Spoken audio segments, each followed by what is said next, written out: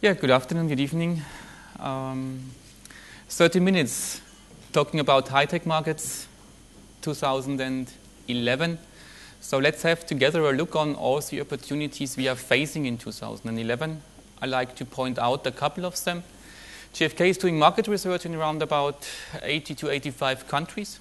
We are working together with hundreds, thousands of retailers and distributors.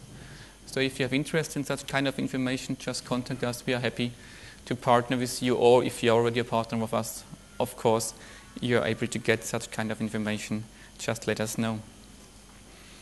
You are already through a couple of discussions, a couple of talkings, and of course, sometimes you're hearing the statement, this is the very best product. It's a good statement, yes, but just think about evolution. Evolution is not saying that the best product is, or the best animal, or the best human being is surviving. Evolution is saying, according to Charles Darwin, survival of the fittest. Just have a look here. Whatever stage you are looking at, nobody would probably have assumed what is the next stage.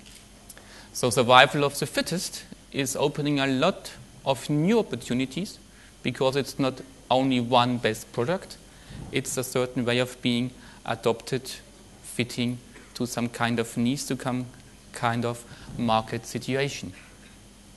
3 points: high-tech markets, how they are looking like now across Europe, what is bringing the new decade in terms of individualization and demand patterns, and also how we are seeing effects of commoditization for the years to come in terms of products and services. Right now we are quite fine in Europe. You see 3 lines: consumer sentiments, consumer feelings in yellow. You see consumer buying intention in blue, and you see the industrial sentiments, the economic sentiments in red. And if you're looking on these lines, the industry is now currently saying it's excellent. You see the levels, these numbers are right now, it's the same as in 2007. The level are the same as in 2000 or in 1999. So industry is performing very well. On the other side, consumers, from their mood, from their intention, and also from their buying patterns, they are far beyond the crisis, but it seems that they are more reasonable. This is mainly coming from Central and Eastern European countries, where consumers are still lacking money. On Western Europe, consumers are even more optimistic, and therefore these basic conditions are as good as they have been during the last 5 to 10 years, except these 1.5 years of crisis in the end. How is this affecting our markets? You see Western Europe, in the first step, retail, B2C, 3 lines. The 3 lines are illustrating growth rates. Growth rates year on year. For IT products, you see a light blue dotted line. This is the key account business, big retailers, big e-tailers. And you see a blue dotted line. This is the typical distribution business on retail. And you see this average line in the middle. And you see, of course, 2008, 2009, growth rates were down, but growth was coming back in 2010, and it's positive. It was positive even in some cases in the 4th quarter. There are 2 learnings out of this line. You see that this line for distribution, for the retail distribution business, was always performing below average, and the line for key account business was always performing above average. This means, from our understanding, the market situation is changing. Distribution and poor distribution, only to the typical channel, has certain challenges. The growth in the last couple of years was coming also from e-tail and the retail key account business. This will, from our understanding, also stay in this way, because markets are segmenting further on. Therefore, distribution business should adapt to the situation. What we see currently, if you're looking on the 4th quarter, these lines are going down a bit. So you can ask now, yes, the first chart is showing a very bright picture, and now growth rates are coming down in the 4th quarter last year. Yes, that's true. And there is also some explanation behind. During the last couple of years, also throughout the crisis years and months, consumers were focusing on a lot of technology products. They were saving money on buying cars, they were saving money on buying all kind of very expensive things, houses, furniture, whatever. So there is a certain lack for consumers for cars and all these kind of very expensive things. And this will characterize the retail market across Europe during the next couple of quarters. Consumers, because everybody is feeling well, the consumer sentiments are good, the industry sentiments are good, will focus also on this kind of things again. And therefore, without innovation, they are having less focus on IT, on technology, or on digital products. Same picture for Central Europe, Poland, Czech Republic, Hungary, all these countries in the middle. And you see, of course, the crisis was affecting these countries much stronger. These lines were going down to minus 20, 25, to minus 30% even. Again, the same development like in Western Europe. The growth during the last couple of quarters in total is positive, with the same effect. It's slowing down a bit on the fourth quarter out of the same reason. This means also in Central Europe, innovation will be key. You need to convince the consumers about a new product, because otherwise there is so many distractions, there are so many other nice things, they were not able to invest in the last 4-5 quarters, and then they were thinking about such kind of things. CIS, Russia, Ukraine, Kazakhstan, similar picture. But it's here even more extreme. You see this in light green dotted line, key account business. So we are seeing in all these very emerging markets a huge movement out from the traditional distribution business currently on the retail side to this key account in e-tailing. So also here, where distribution was making and is still doing the core of the market, also on retail side, these key accounts are performing by far better. And you see here, in this area, out of a very strong crisis effect, markets were quite positive during the last couple of quarters. But the same underlying conditions are valid as in Central and Western Europe. And B2B, also B2B, and here this is usual distribution business. Besides this large enterprise business, you see the B2B market is coming back in Western Europe, in Central and Eastern Europe. For the B2B markets, we were able to show and measure growth from 8 to 18% in the fourth quarter.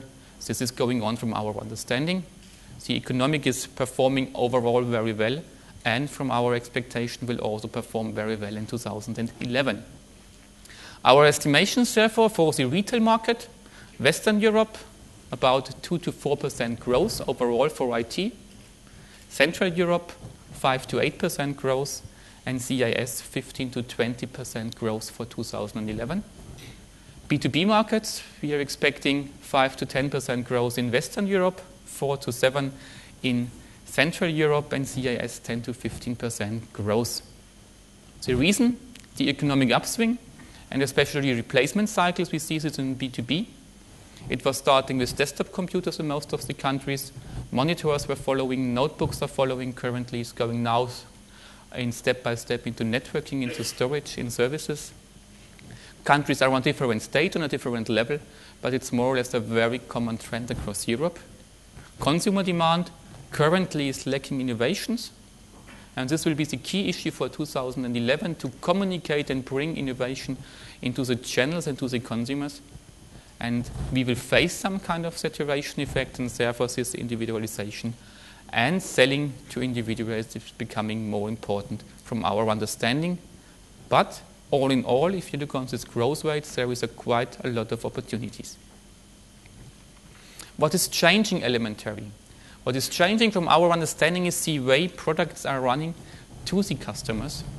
You see here, during the last couple of years, it's starting with 2005 to 2010, how the IT core business is structured. And you see on the top, online channel is increasing quantities. It was 4% in 2005, and it's now 10%.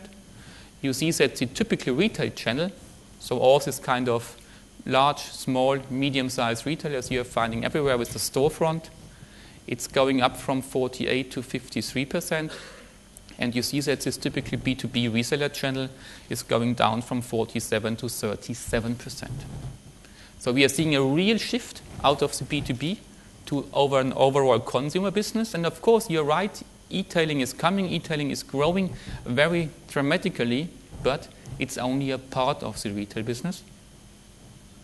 Also the traditional retail channel, all these outlets wherever they are, in comparison to 2005, they are still growing in terms of numbers.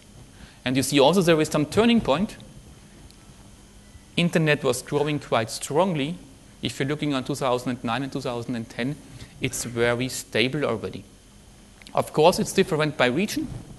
Doing also a long-term comparison, 2006, 2010, it's 5 to 11 in Western Europe. In Central and Eastern Europe, it's up to 12% now. In CIS, it's still 7%.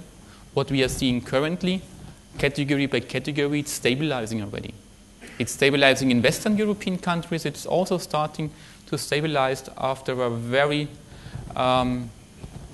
growing period in Central Europe, and we are expecting the same in CIS. This means we have a multi-channel situation, and internet is one channel out of others. The other learning, of course, is consumer businesses getting larger and larger, and this is probably staying. It will be stable for 2011, because 2011 replacement on the B2B side will putting a lot of growth on the B2B market again, but on the other side, they are by far more consumers than companies. We can also illustrate this in terms of growth rates. You see here growth rates now for only retail, because this is where the e-tailing is going for 90% and more. You see growth rates year on year across Europe, so from Spain up to Russia.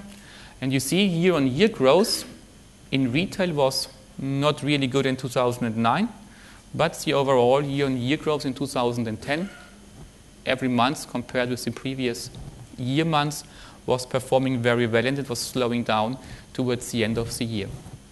If you're looking on the second line, retail online, you see how the onliners were performing.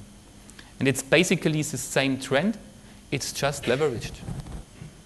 So in terms of seasonal pattern, it's quite similar, but the growth rates are in some months 2-3 times higher even. And then if you're looking just on the traditional channel, same pattern, of course, but you see the traditional channel has certain challenges.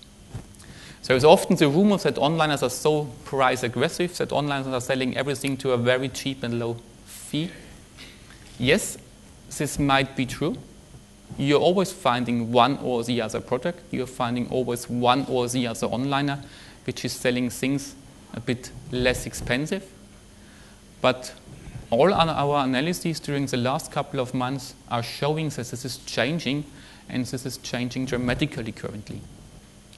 If you're looking on the share of high-end, defining a certain price range above 500, above 1,000 euro, depending on the category, the share of high-end is currently in a lot of categories stronger online than in the traditional channel.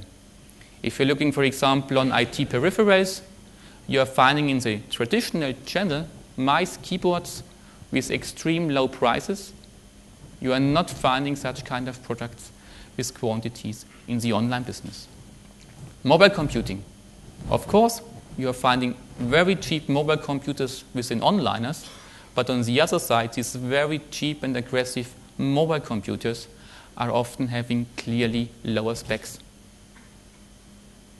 This means online is one way of buying, is one way of reaching customer, and this is changing the channel, and this is changing also the distribution scheme in the end.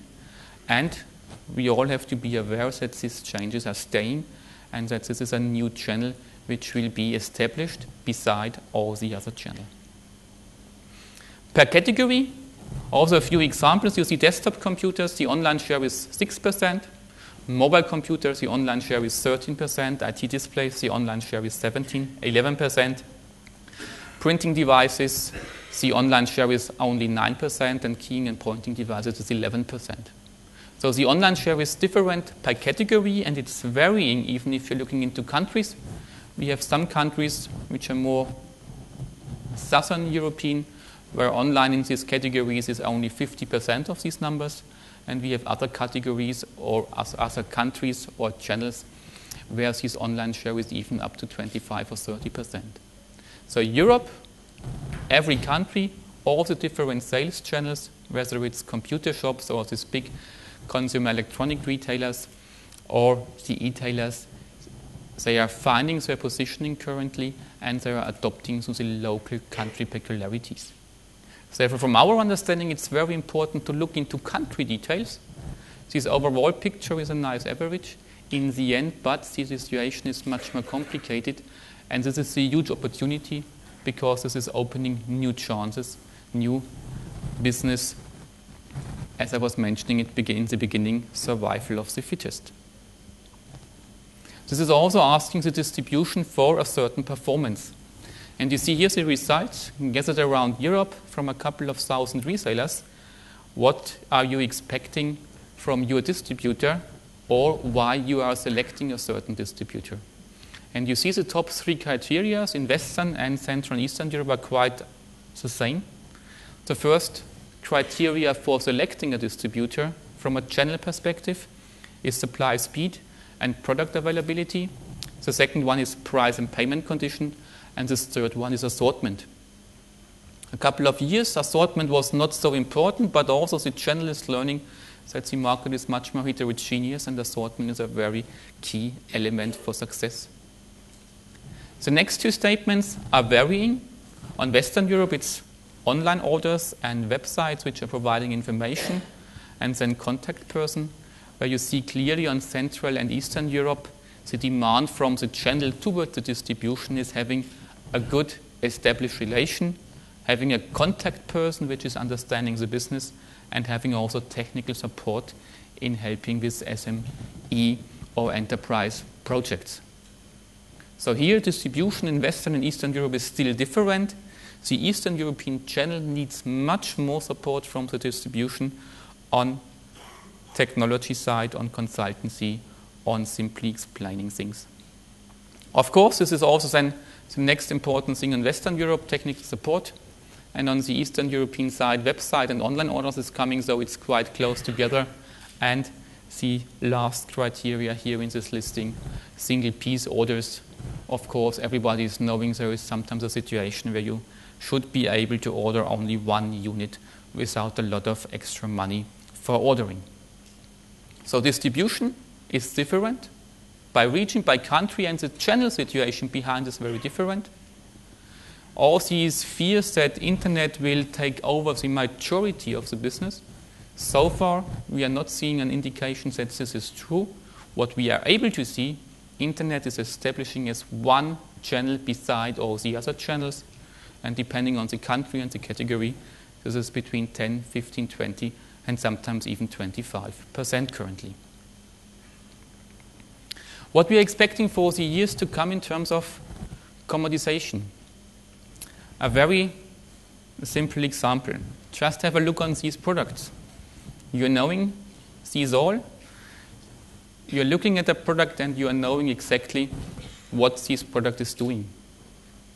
Maybe it's not the truth any longer for very young kids. A colleague was telling me a couple of days ago, he was in a museum and he saw a school class and the kids were standing in front of this telephone, and some of them were really asking, what are you doing with this? So times are going on very fast, but this is where we are coming, where we are grown up with. Have a look at the same products nowadays. Same products, but the products are not so different as a couple of years ago, and you can even add a couple of new products, and they are not looking different either. This means it's not the form factor in the end, it's software, it's screen size, and software and screen size together is defining for a lot of categories how they are looking and how they are used simply.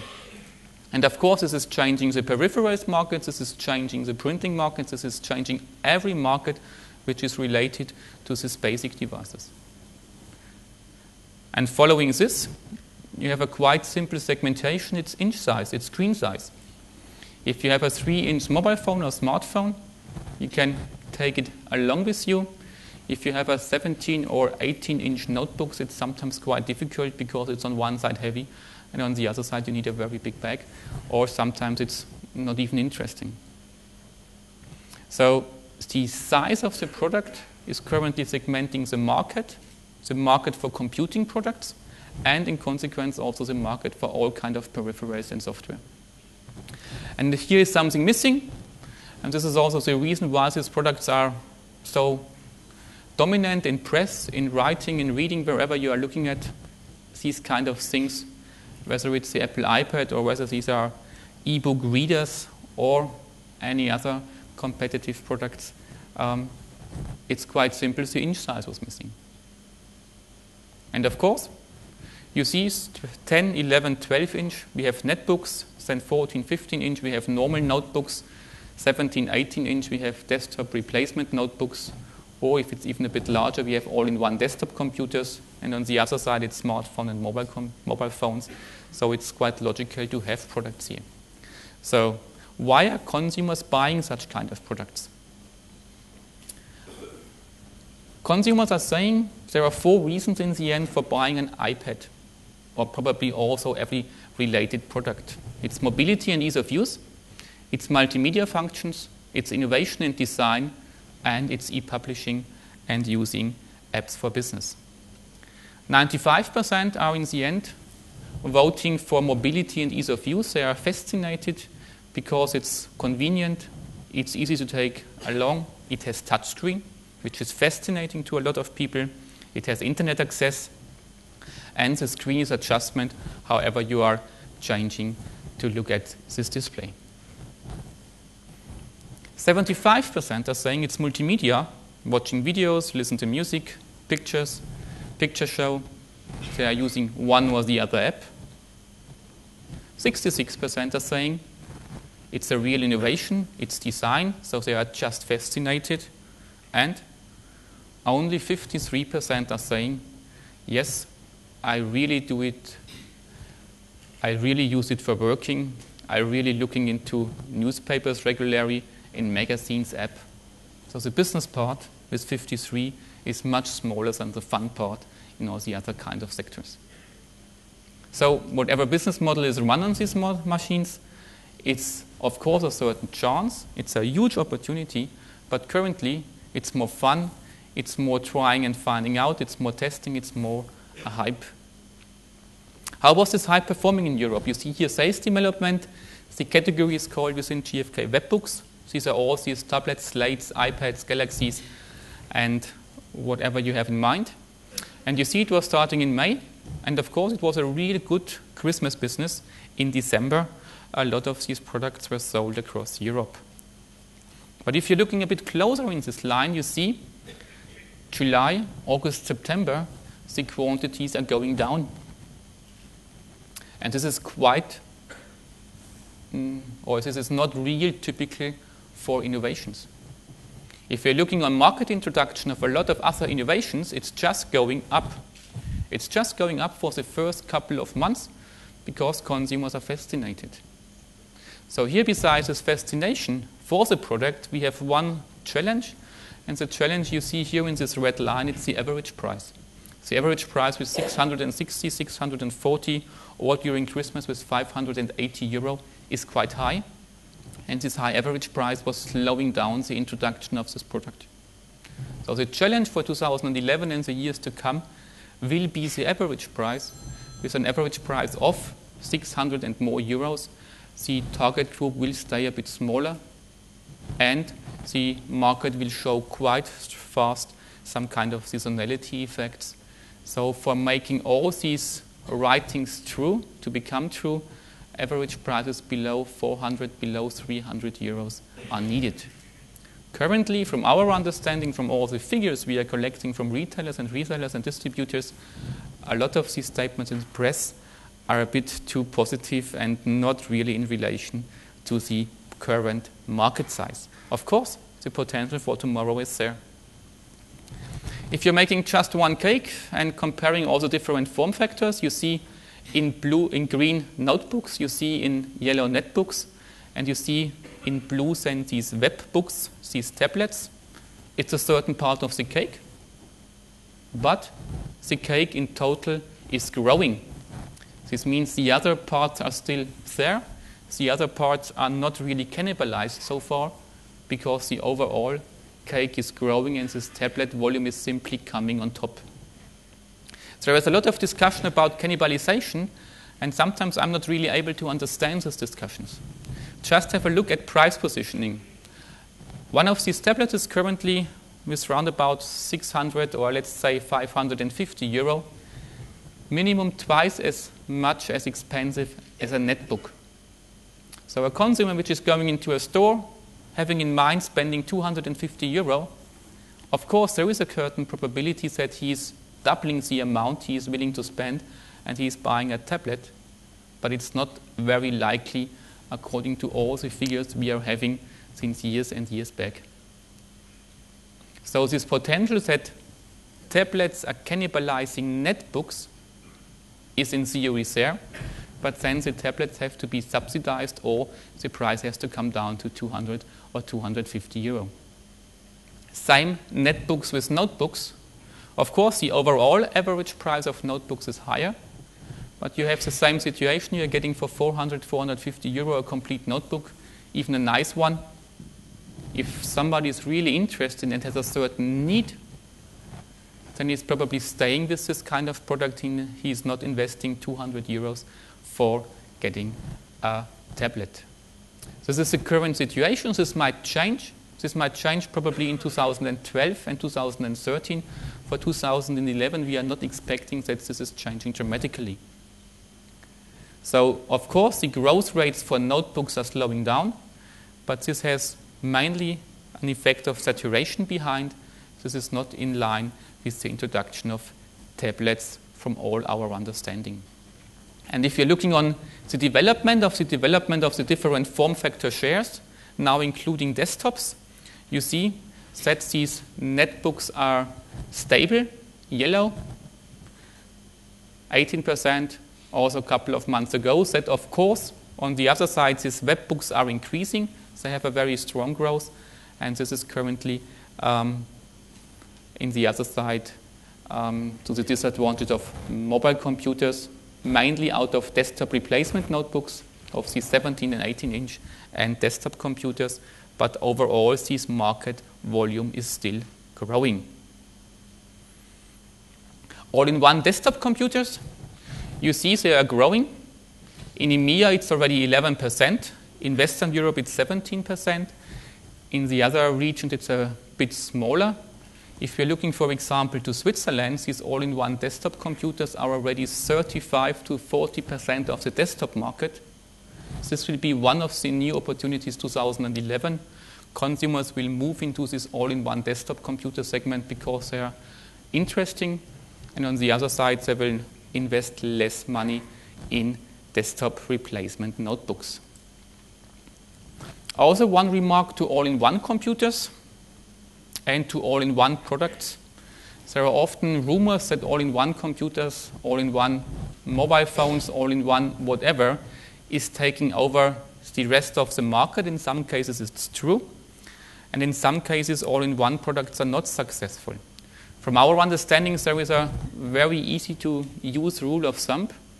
All-in-one products are successful if the perceived replacement cycles of the individual functions are in line. Printing, of course, scan, fax, copy, print. The usage and replacement cycles of each individual product was quite close. The usage behavior is quite close, and this product was very successful. All-in-one printing. Multifunction in a lot of other areas is not working because consumers are not having this closeness of replacement and usage. The fridge, including a monitor, it was in press already 10 years ago.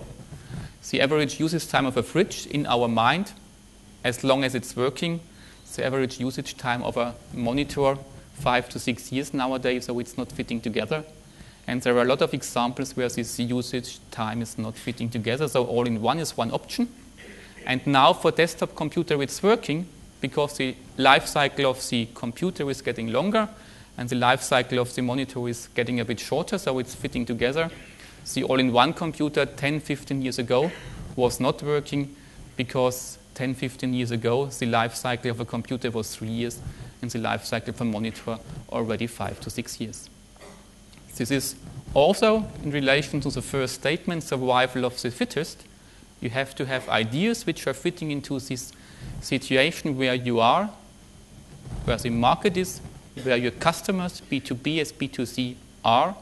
And there are a lot of opportunities because there is a huge variety. One last chart. It's important to have new ideas. And there is one idea from London, a disloyalty card. Mr. Davis, world barista champion, has come up with a rather splendid card, the disloyalty card. The idea is simple.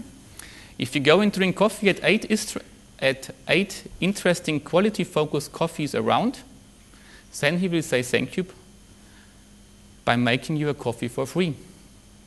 So in the first step, it's questionable, but if you think it's true, there are a couple of options, of course. The first one, he's better. His coffee is better than all the other coffees, so people are realizing it and coming back and then are more loyal than ever. Second option, maybe these are his friends and he's getting some commission. But at least what he is doing, he is educating the customer looking for good coffee. It's a new idea. It's maybe an idea which is only fitting into the coffee industry and maybe only working in London. I don't know, to be honest. But you are here for 2 days and you could come up with a lot of ideas and team together and finding your niche and your market for surviving and making good business. I wish you a lot of luck and success. Thank you. Thank you very much, Rudi.